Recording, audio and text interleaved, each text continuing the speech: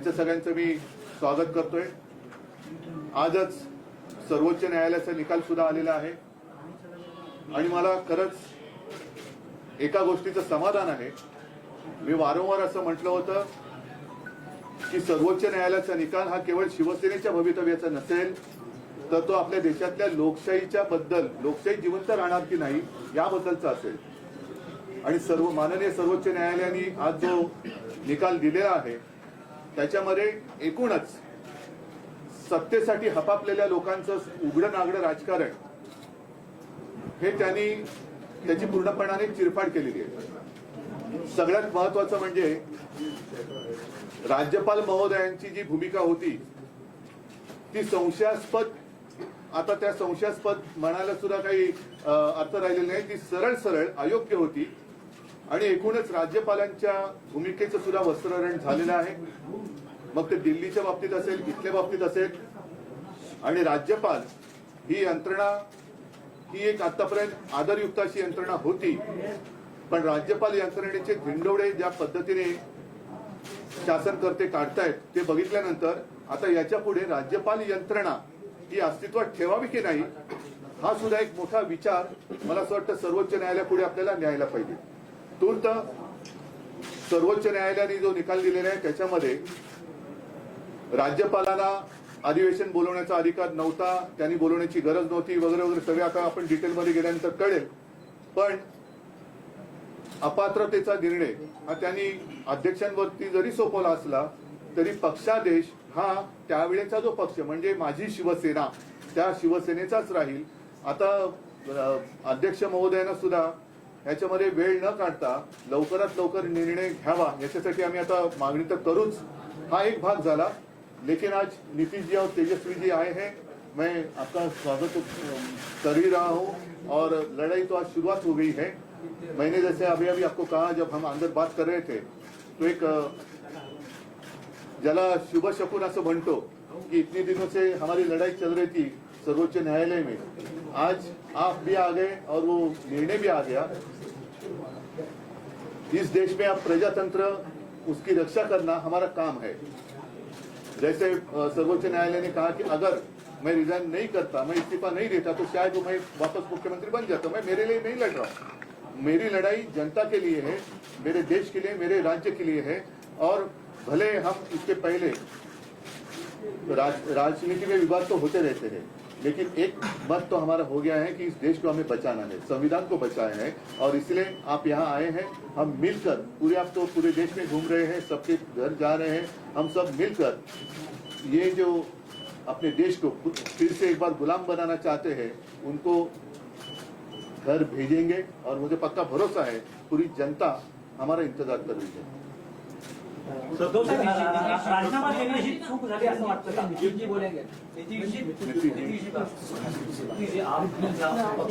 तो आपने तो बात बता ही दिया है। हम सब लोग तो आए ही हुए हैं इनसे मिलने के लिए।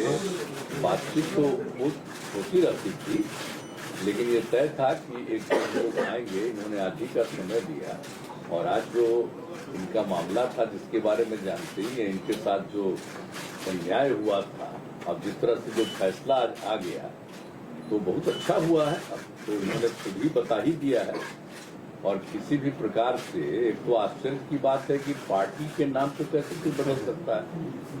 तो इन सब चीजों को लेकर के तो हम लोग सब दिन तो अपनी बात अपना इनके साथ हम लोग रही है, लेकिन अभी जो हम लोग आए हुए हैं उसका मकसद इन्होंने बता दिया। हम लोग चाहते हैं कि पूरे देश में अधिक से अधिक पार्टियां एकजुट हों और मिल करके हम लोग लड़ेंगे। तो आज जो केंद्र में है वो पूरे देश के लिए कोई काम नहीं कर रहे हैं और समझ लीजिए इतिहास बदल रहा है।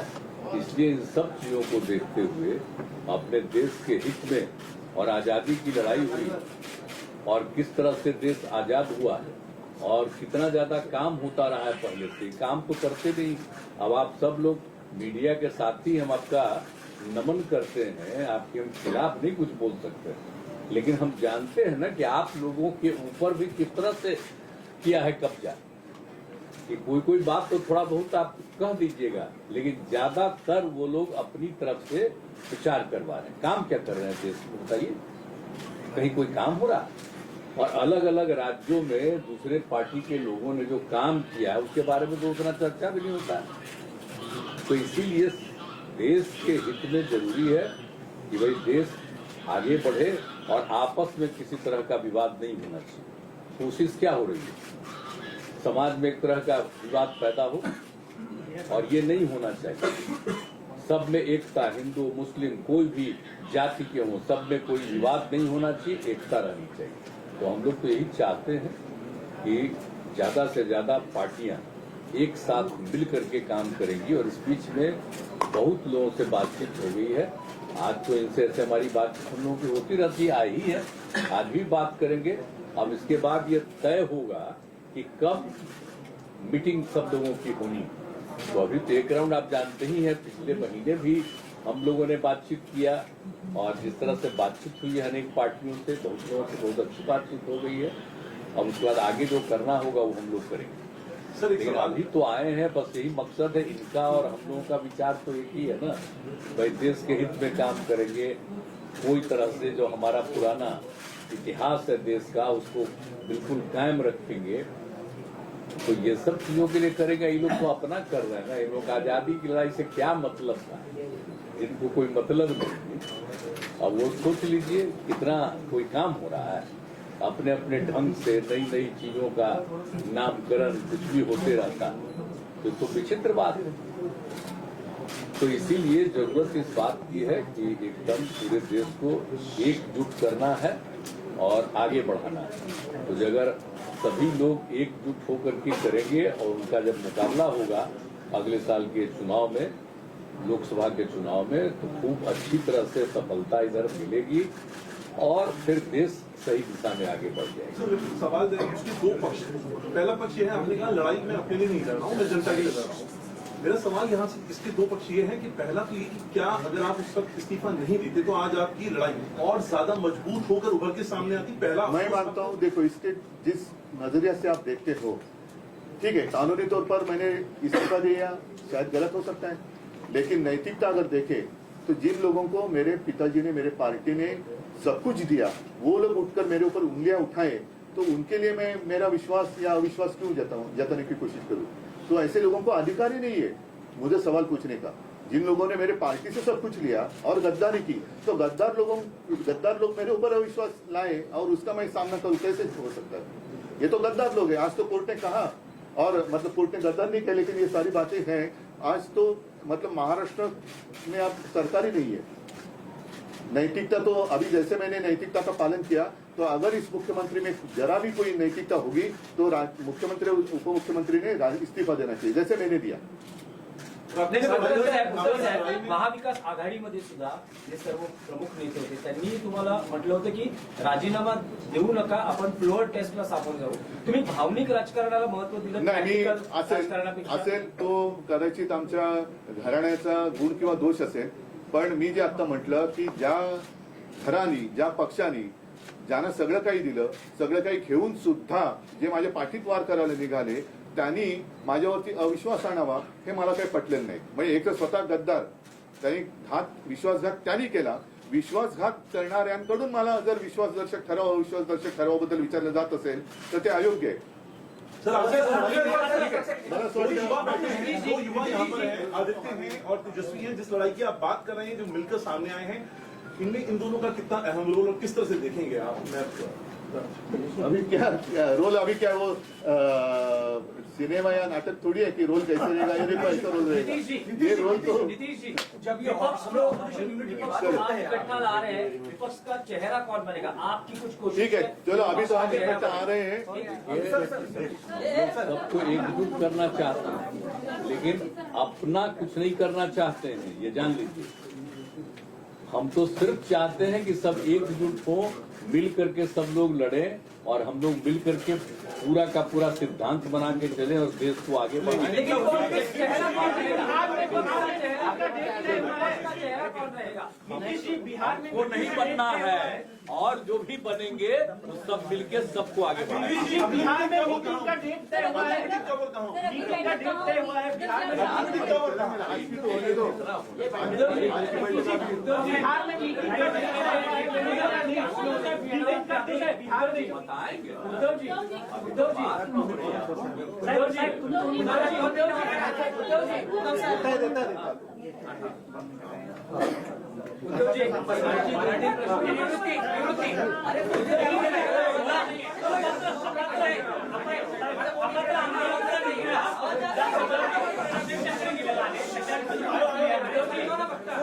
ऐका ऐका सर्वोच्च न्यायालयाचा निर्णय आला आहे त्यानंतर पुढे काय? ऐका आता तुम्ही जो एक प्रश्न विचारला, सर्वोच्च न्यायालयाने जे काय मला समजलेलं आहे त्यानुसार सांगितलेलं असं आहे की सर्वोच्च न्यायालय याच्या बाबतीत निकाल देऊ शकतो कारण त्यांचा तो अधिकार आहे, परंतु त्यांनी त्या संस्थेचा एक आदर राखण्यासाठी हा निकाल किंवा हा निर्णय घेण्याचा अधिकार अध्यक्षांकडे जरी दिलेला असला तरी व्हीप पक्षादेश हा तो त्यावेळेला जो पक्ष होता म्हणजे माझी शिवसेना त्या पक्षाचा पक्षादेशच चालणार आहे. त्याच्यामुळे हा सगळ्यात महत्वाचा निर्णय सुप्रीम कोर्टाने दिलेला आहे. त्याचबरोबरीने निवडणूक आयोगावरती सुद्धा ताशेरे मारलेले आहेत, राज्यपालांवरती ताशेरे ओढलेले आहेत. एकूणच हे चापकाचे फटकारे जर जे तिकडे खुर्चीत बसलेले आहेत ते निर्डावलेले नसले तर त्यांना पुरेसे आहेत आणि त्यानुसार आता तरी त्यांनी सुधारण्याची आवश्यकता आहे. नाही उद्धवजी स्ट्रेट प्रश्न आहे की मुख्यमंत्र्यांनी विद्यमान मुख्यमंत्र्यांनी राजीनामा द्यावा नैतिकतेच्या आधार अशी तुमची ठोस मागणी माझी आहे का? जसं मी तुम्हाला म्हटलं की मी एक नैतिकता मला असं वाटलं की ज्यानं सगळं काही देऊन सुद्धा हपापलेली लोक ही माझ्यावरती अविश्वास ठराव आणणार आणि त्यांच्या हपापलेपणानं मी पुरेसा पडू शकत नाही कारण आणखीन काय देणार. तर अशा लोकांनी माझ्यावरती अविश्वास ठराव दाखवणं हे मला मंजूर नव्हतंच, ते मंजूर नाही, मी कदापि ते मान्य करणार नाही, म्हणून मी राजीनामा दिला. जसा मी एका क्षणाचाही विलंब न करता राजीनामा दिला तसं एवढा आता सर्वोच्च न्यायालयाने फटके दिल्यानंतर जर थोडी तरी नैतिकता मुख्यमंत्र्यांच्या आणि उपमुख्यमंत्र्यांच्या अंगी शिल्लक असेल तर त्यांनी जसा मी राजीनामा दिला तसा राजीनामा द्यावा आणि निवडणुकीला सामोरं जावं. सुप्रीम कोर्टानं राज्यपालांना फटका दिला आहे कारण त्यांनी जे निर्णय घेतलेले आहेत ते शिक्षण चुकीचं असलेलं म्हटलं आहे त्यामुळे हे राज्यपाल म्हणजे स्वतःच्या घरचा चाकर असल्यासारखं वापरण्याची जी पद्धत सुरू झालेली आहे ती पद्धत बघितल्यानंतर राज्यपाल यंत्रणाच आता शिल्लक ठेवावी की नाही हा प्रश्न आता सर्वोच्च न्यायालयाला आम्हाला म्हणजे मला असं वाटतं विचारायला पाहिजे की हे असंच जर का, कारण प्रत्येकाचे काम असतं ज्या सर्वोच्च न्यायालयाने केलं तसंच जसं आता मीडिया असतो नितीनजी जसं म्हणाले की काही गोष्टी तुम्ही लोकांसमोर आणल्या पाहिजेत तर 4 स्तंभ जे म्हणतो हे 4 स्तंभ मजबूत पाहिजेत. त्याच्यापैकी जर का एका स्तंभाला वाढवी लागली असेल तर त्या स्तंभाचं रिपेअरिंग हे करणं गरजेचं आहे. पण आता महत्वाचा मुद्दा हा आहे की राज्यपाल महोदय तेव्हाचे जे काय होते त्यांनी इकडे जे न करू करायचं ते म्हणजे करायला नको ते करून गेले. आता गेल्यानंतर त्यांना सजा काय, कारण असं जर का होत राहिलं तर तेव्हाचे राज्यपाल 12 वाजून जातील आणि घरी जाऊन मग म्हणतील येतो संत आदमी आहे, करायचं काय.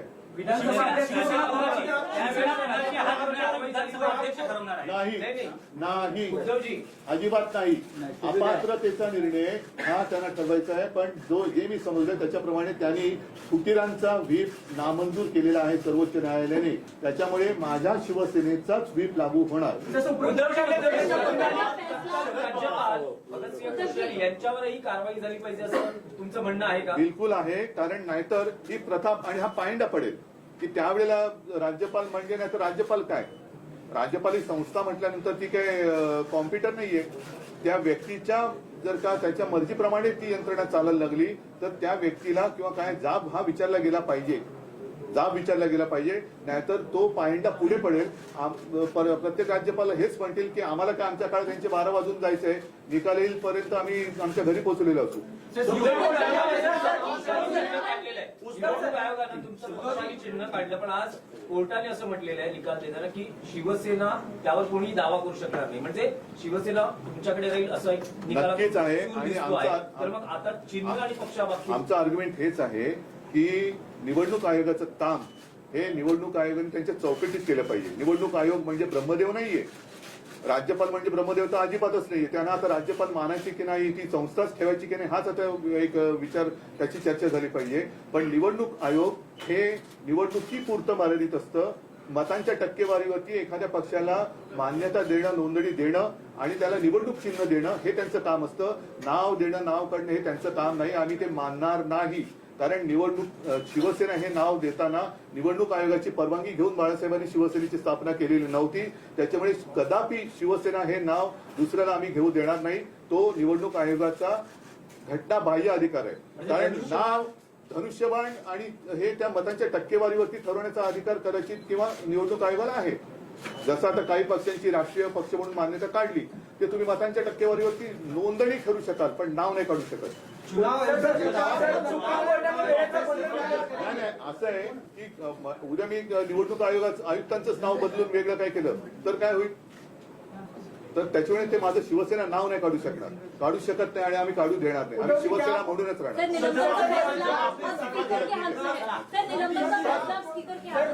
नमस्कार, 3D न्यूज मध्ये आपल्या सर्वांचे स्वागत. 3D न्यूज आता संपूर्ण महाराष्ट्रभर 3D न्यूज मध्ये प्रतिनिधी नेमणूक चालू आहे. तसेच स्क्रीनवरती दिलेल्या नंबरवरती कॉल करा आणि आमच्या 3D न्यूज चॅनलचे अधिकृत प्रतिनिधी व्हा. तसेच आपल्या आसपासच्या चालू घडामोडी पाहण्यासाठी आमच्या चॅनलला सबस्क्राईब करा, लाईक करा, शेअर करा. तसेच अधिक माहितीसाठी www.3dnews.in या वेबसाईटला भेट द्या.